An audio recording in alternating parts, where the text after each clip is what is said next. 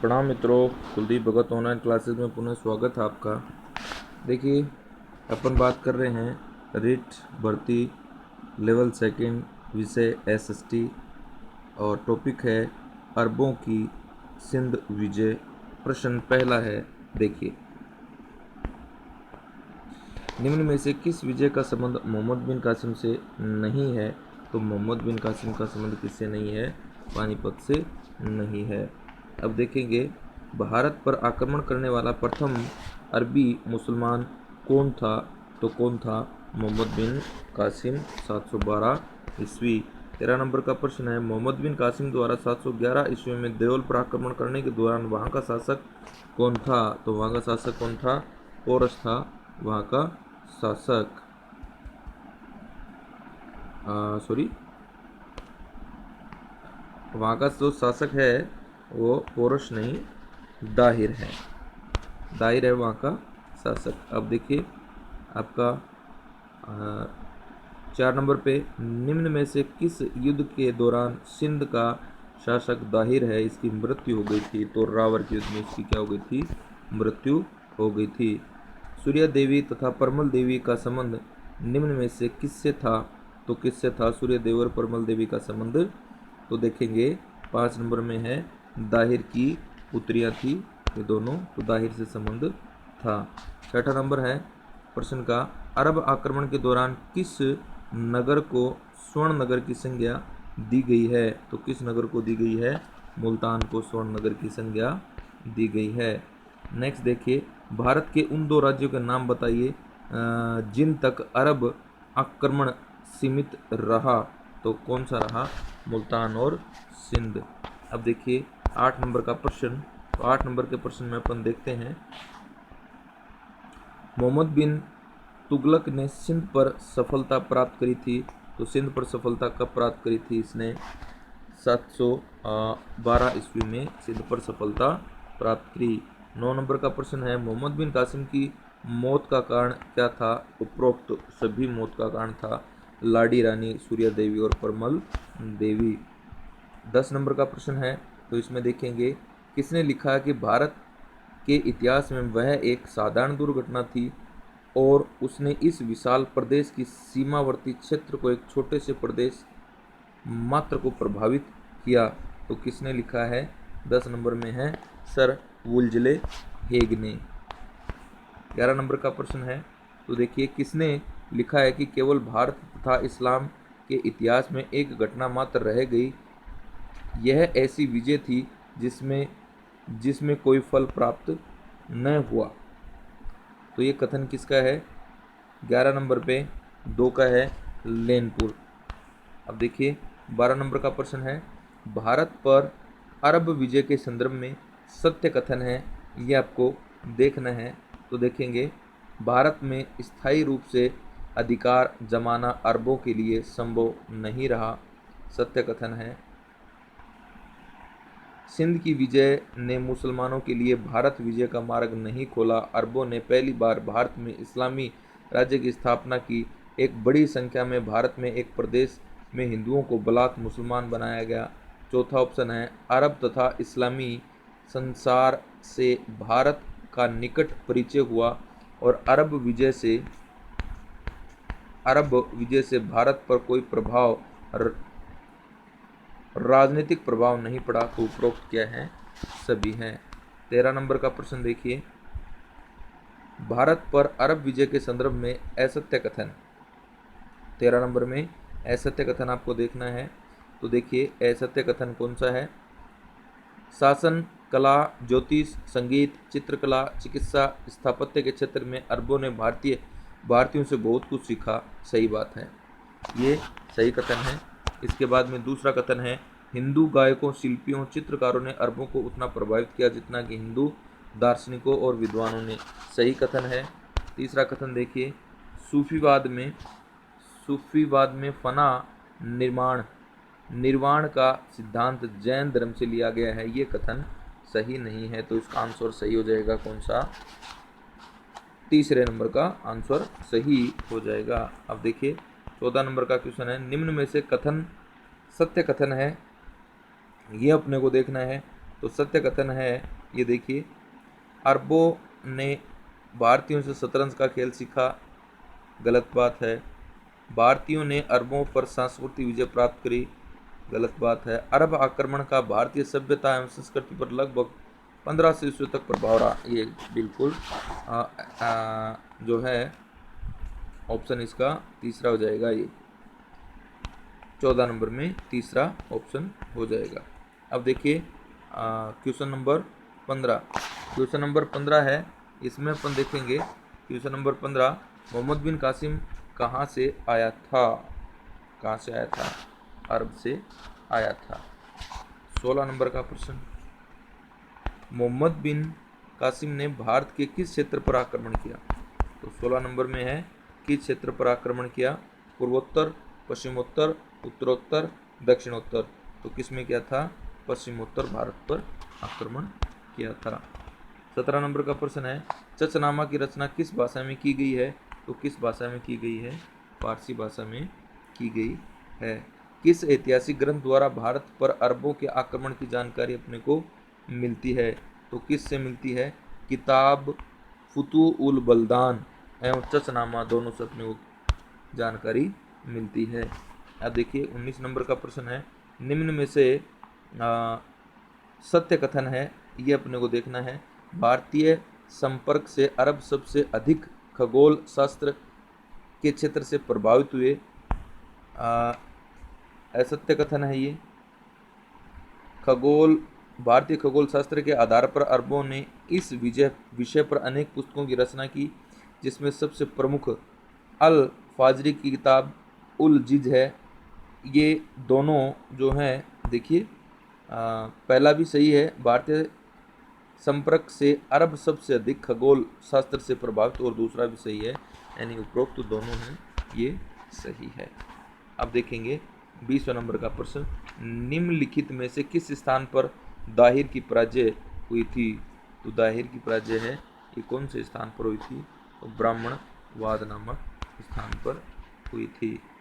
अब देखेंगे 21 नंबर का प्रश्न, निम्नलिखित में से कौन सी विरोधी शक्ति के फलस्वरूप अरबों का मध्य और उत्तरी भारत में प्रसार बाधित हुआ था, तो कौन सी शक्ति है, गुर्जर प्रतिहार शक्ति के कारण। अब देखें ये अपन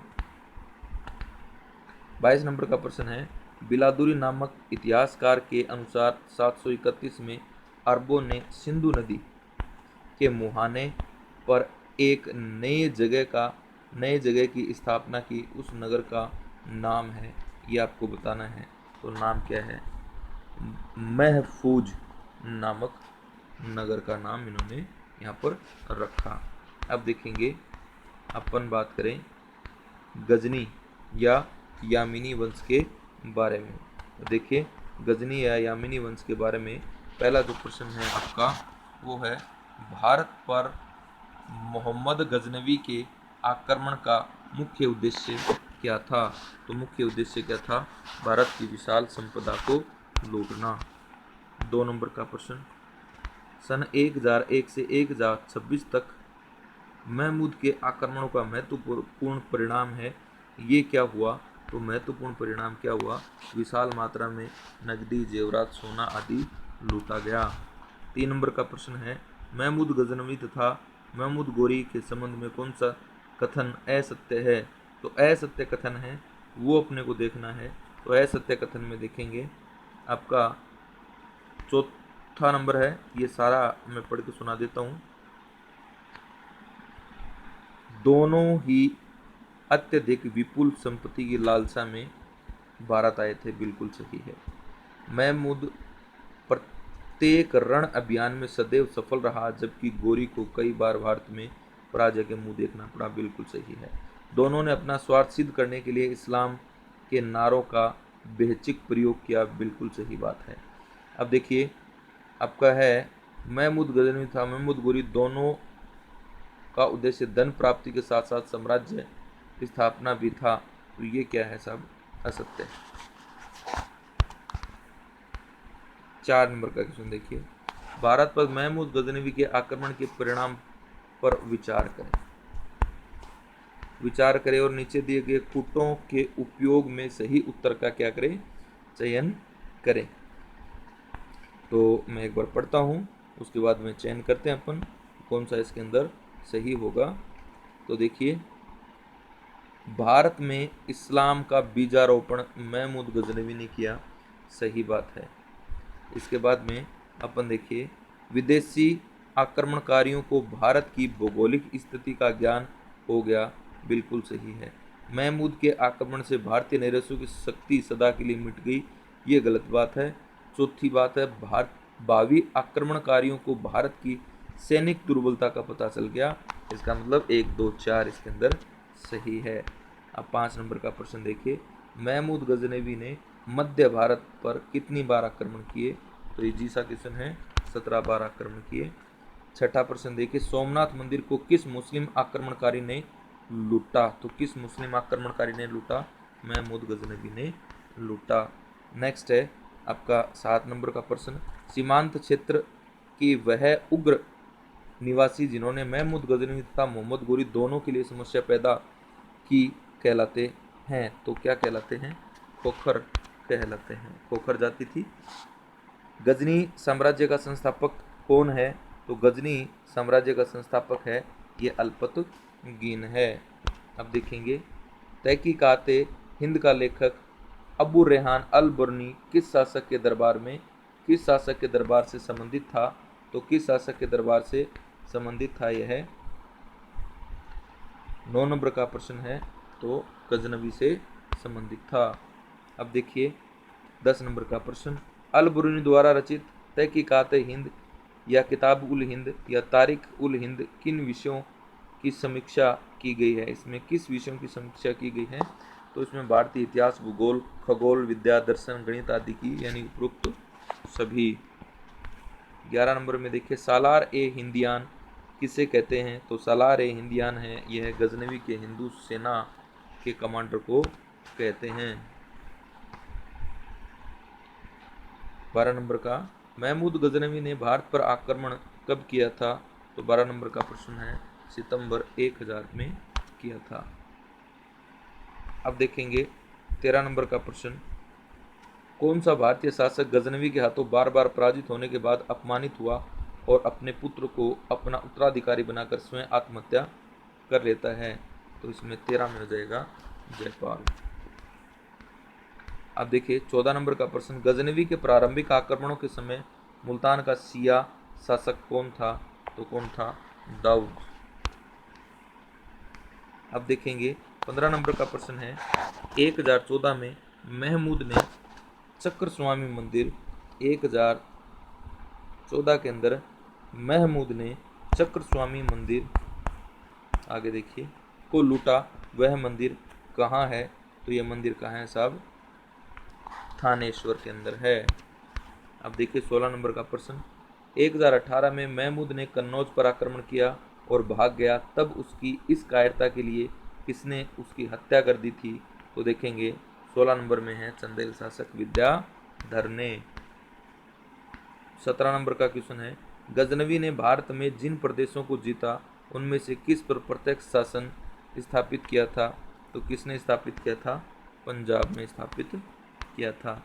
18 नंबर का प्रश्न, जिस समय गजनवी ने सोमनाथ पर चढ़ाई की उस समय गुजरात का शासक कौन था, तो कौन था साहब, कुमार पाल था। सॉरी, एक मिनट, अपन दोबारा पढ़ते हैं ये प्रश्न। जिस समय गजनवी ने सोमनाथ पर चढ़ाई की थी उस समय, तो उस समय था भीमदेव या भूदेव।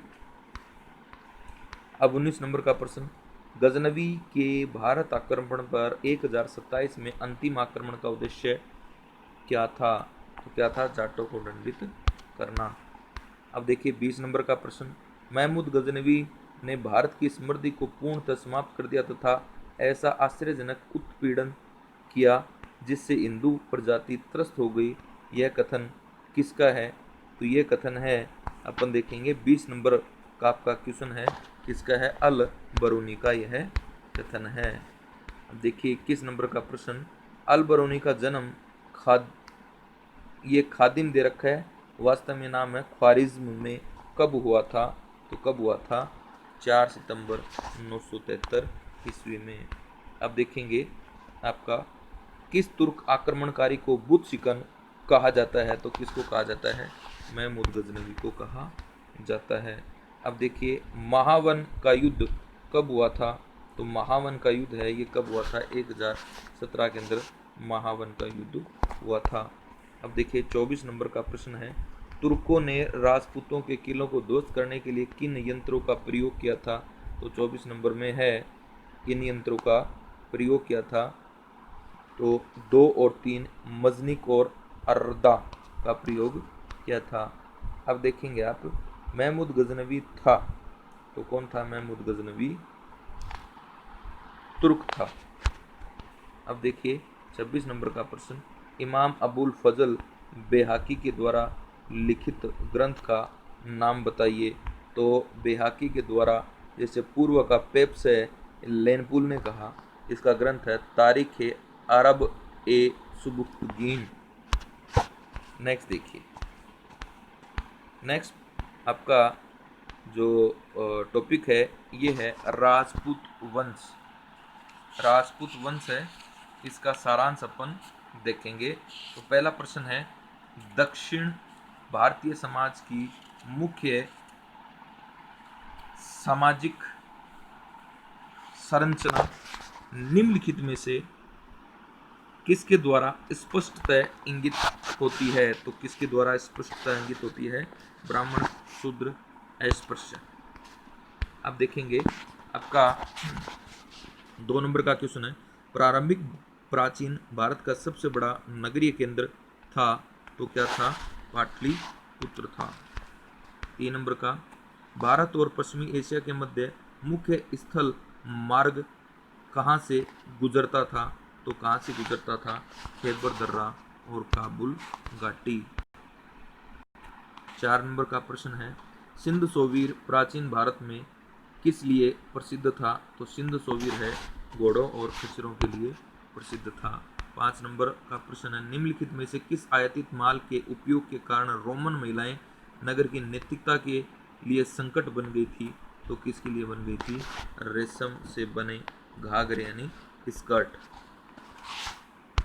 अब 6 नंबर का प्रश्न है, भारत के साथ होने वाले विदेशी व्यापार में व्यापार संतुलन पश्चिमी देशों के बहुत अधिक प्रतिकूल था, जिसके कारण रोमन साम्राज्य प्रभुत्व स्वर्ण मुद्राओं का भारत दोहन कर लेता था। निम्नलिखित में से किसने समकालीन और रोमन वासियों की उन भ्रष्ट आदतों पर गहरा दुख प्रकट किया है, तो किसने प्रकट किया है, प्लिनी ने प्रकट किया है। पंचमार्क सिक्कों के बारे में सबसे रोचक बात, पंचमार्क सिक्कों के बारे में सबसे रोचक बात है, उन पर किसी शासक का नाम उल्लेखित नहीं है, यह सबसे प्रमुख रोचक बात है। नेक्स्ट देखेंगे पश्चिमी 8 नंबर का क्वेश्चन, पश्चिमी जगत के साथ प्राचीन भारत के व्यापारिक संबंधों का पता लगाने में निम्नलिखित में से कौन सा ग्रंथ हमारे लिए सहायक नहीं है, तो कौन सा ग्रंथ सहायक नहीं है, the book of Duarte Barbosa. Pliny का सहायक है, स्ट्रेबो का भूगोल सहायक है और टालमी का भूगोल भी सहायक है, लेकिन बारबोसा की किताब सहायक नहीं है। 9वें नंबर पे देखिए, प्रसिद्ध रेशम मार्ग चीन को मध्य एशिया के रास्ते से रोमन साम्राज्य को पश्चिमी एशिया प्रदेशों से जोड़ता था। इस रेशम मार्ग पर किस राजवंश का नियंत्रण था, तो 9 नंबर का प्रश्न है, किसका नियंत्रण था, कुषाण वंश का नियंत्रण था।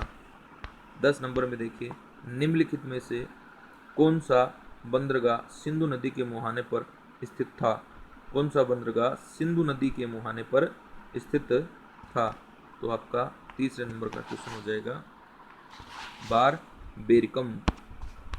11वां प्रश्न, भारत द्वारा रोमन जगत में निर्यात की जाने वाली सबसे असामान्य या विचित्र वस्तु कौन सी थी, तो आप देखेंगे 11 नंबर पे हैं गाने और बोलने वाले पक्षी। 12 नंबर का प्रश्न, भारत द्वारा सर्वाधिक निर्यातित वस्तु थी तो कौन सी थी? लोहा और इस्पात। 13 नंबर का प्रश्न, प्राचीन भारत में स्वर्ण मानकों को या स्वर्ण मान को किस कारण प्रचलित किया गया? तो 13 नंबर में है 3, भारत का अनुकूल व्यापार संतुलन। 14 नंबर का प्रश्न है, उत्तर भारत के किस नगर को सर्वोत्तम रेशम उत्पादन केंद्र माना जाता है? तो माना जाता है वाराणसी। अब देखिए 15 नंबर का प्रश्न है, श्रेष्ठ कुलिक निगम का अर्थ था? क्या था? श्रेष्ठ कुलिक निगम का अर्थ था श्रेणियों, हस्तशिल्पकारों और श्रेणियों के निगम, श्रेणियों का केंद्रीय निगम या संघ। तो इसमें पहला ऑप्शन हो जाएगा सही। अब देखेंगे 16 नंबर का प्रश्न। 16 नंबर का प्रश्न है, ये देखिए आप, पुग शब्द का अर्थ है, पुग शब्द का अर्थ है क्या था? पुग शब्द का अर्थ है ये व्यापारियों का एक समूह ही था। 17 नंबर का प्रश्न, भारत के अधिकांश चैत्यों का निर्माण किस भाग में हुआ है? अधिकांश चैत्यों का निर्माण किस भाग में हुआ है? तो पश्चिमी भारत के भाग में हुआ है। 18 नंबर देखिए, स्तूपों का सर्वाधिक संबंध किस महापुरुष के साथ था? तो किसके साथ था? महात्मा बुद्ध के साथ। अब 19 नंबर का प्रश्न, अमरावती स्तूप किस राज्य में स्थित है? तो 19 में एक है, आंध्र प्रदेश में स्थित है। 20 नंबर में देखिए, नासिक चैत्य व पित्तलखोरा चैत्य किस राज्य में स्थित है? तो किस राज्य में स्थित है? महाराष्ट्र में स्थित है। नेक्स्ट देखेंगे, सामंत शब्द का मूल अर्थ था? तो सामंत शब्द का मूल अर्थ था पड़ोसी। अब देखिए 22 नंबर का प्रश्न है, इस्लाम जगत के किस खगोल शास्त्री तकनीकी यंत्र को भारतीय खगोल शास्त्र में शामिल किया गया और जयपुर संस्थापक सवाई जयसिंह द्वितीय द्वारा निर्मित वेधशालाओं या जंतर मंतर में स्थापित करवाया गया? तो आपका 22 नंबर का प्रश्न है, ये है उनतास मापी यंत्र। उनतास मापी यंत्र। आप देखेंगे आपका 23 नंबर का प्रश्न, भारत में मस्जिदों के निर्माण में स्वतंत्र रूप से अपनाई गई भारतीय कला की विशेषता थी? क्या विशेषता थी? उपयुक्त सभी थी। उपयुक्त यानी अलंकरण, उल्टा कमल, गुंबदों पर कलश, ये सारी की सारी व्यवस्थाएं विशेषताएं हैं। 24 नंबर का प्रश्न है, इसमें देखिए, निम्नलिखित में से कौन सी जाति मुसलमानों में सबसे ऊंची थी? तो मुसलमानों में सबसे ऊंची जाति थी विदेशी मूल के परिवार। 25 नंबर में देखिए, चंदेल चोल मंदिर स्थापत्य कला शैली को क्या नाम प्रदान किया गया था? तो द्रविड़ नाम प्रदान किया गया था। अब देखिए 26 नंबर में, कलहण लोहार वंश के किस शासक का समकालीन था? तो हर्ष का समकालीन था।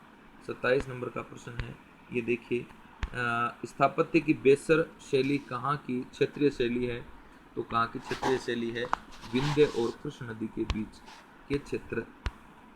नेक्स्ट अपन देखिए आपका 28 नंबर का प्रश्न है, ये है 11वीं शताब्दी के मध्य में भारत में संस्कृत अध्ययन और अध्यापन का महानतम केंद्र कौन सा था? तो कौन सा सबसे महान केंद्र था साहब? दारा। अब देखेंगे 29 का प्रश्न, पूर्व मध्यकाल में विद्यायन का महानतम केंद्र था? तो कौन सा था? 29 का प्रश्न है, इसमें हो जाएगा नालंदा विश्वविद्यालय। नेक्स्ट है 30 में देखें आप, वे अहंकारी, मूर्ख, दम्भी, आत्माभिमानी, दुराचारी होते हैं। वे अपने ज्ञान का प्रचार करने के स्वभाव से बड़े कृपण होते हैं। उनके विश्वास के अनुसार सृष्टि की किसी भी अन्य व्यक्ति को उनसे अधिक किसी प्रकार का वैज्ञानिक जानकारी नहीं है। भारतीयों के संबंध में पूर्ववक्त आलोचना निम्नलिखित में से किस लेखक ने की थी? तो किस लेखक ने की थी साहब? अल बरूनी ने की थी। 31 नंबर का प्रश्न है, पूर्व मध्यकाल तकनीक साहित्य का सर्वाधिक बहुमूल्य योगदान था। बहुमूल्य योगदान था। विधि एवं विधिक संस्थानों पर व्याख्यात्मक ग्रंथ। 32 नंबर का प्रश्न है, पूर्व मध्यकालीन सर्वाधिक महत्वपूर्ण वर्ण संकर जाति थी तो कौन सी थी? कायस्थ। 33 नंबर का प्रश्न, दक्षिण भारत के समकालीन नैनारों एवं आलवारों के संबंध में निम्नलिखित में से कौन सा कथन सत्य नहीं है? सत्य कथन है वो देखना है अपने को, तो देखिए आप, वे कठोर संयमित जीवन में विश्वास रखते थे, ये सत्य नहीं है। बाकी जातिगत असमानताओं के विरोधी थे, वे धर्म और ईश्वर के बीच प्रेम पर आधारित जीवन के बंधन को मानते थे, उन्होंने सामान्य जनों द्वारा प्रयुक्त भाषा का प्रयोग किया था। बाकी पहला ऑप्शन इसके अंदर सही नहीं है, बाकी सभी सही है। अब देखेंगे 34 नंबर का क्वेश्चन, नालंदा विश्वविद्यालय में निम्नलिखित में से किस वैज्ञानिक विषय की शिक्षा प्रदान की जाती थी? वैज्ञानिक विषय की शिक्षा प्रदान की जाती थी, तो किसकी की जाती थी? 34 नंबर में है जीव विज्ञान की। 35 नंबर का प्रश्न है, ये देखिए, भारत में सामंतवादी व्यवस्था की गति तीव्र हो जाने का क्या कारण था? तो 35 नंबर में है भूमि अनुदान दिया जाना। अब देखिए 36 नंबर का प्रश्न है, 36 में देखिए, एक ग्रंथ जो 11वीं शताब्दी के सामाजिक जीवन की विश्वकोश के रूप में जाना जाता है, तो 36 नंबर में सोमदेव का कथा सरित सागर। अच्छा क्वेश्चन है। 37 नंबर का प्रश्न देखिए, पूर्व मध्यकाल में राजनीतिक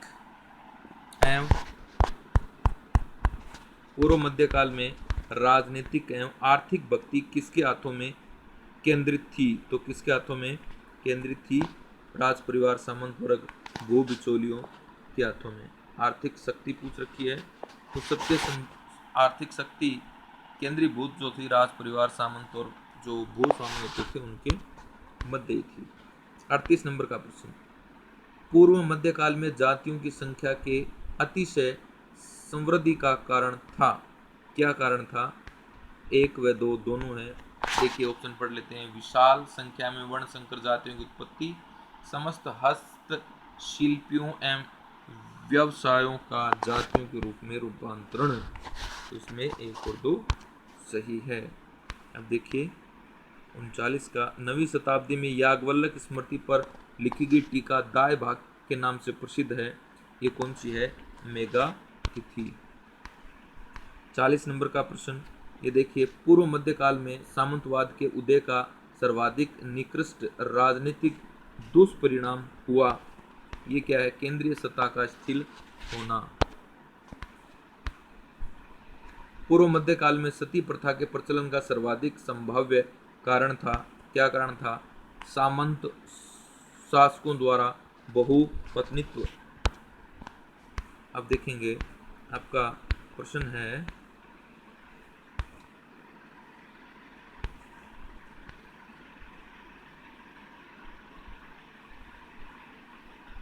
बयालीस का प्रश्न।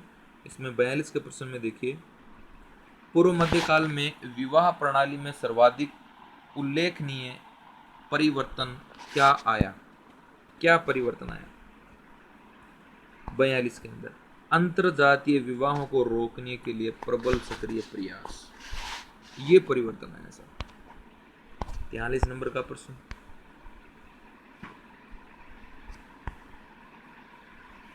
इसमें देखिए 43 नंबर के प्रश्न में, असम का वह कौन सा शासक था जो प्राची, प्रदीप या पूर्व का प्रकाश कहा जाता था? बहुत बढ़िया क्वेश्चन है, कौन था साहब? इंद्रपाल। कौन था? इंद्रपाल। तो ये प्रमुख क्वेश्चन थे आपके। इसके बाद में अपन नेक्स्ट क्लास में मिलेंगे। धन्यवाद।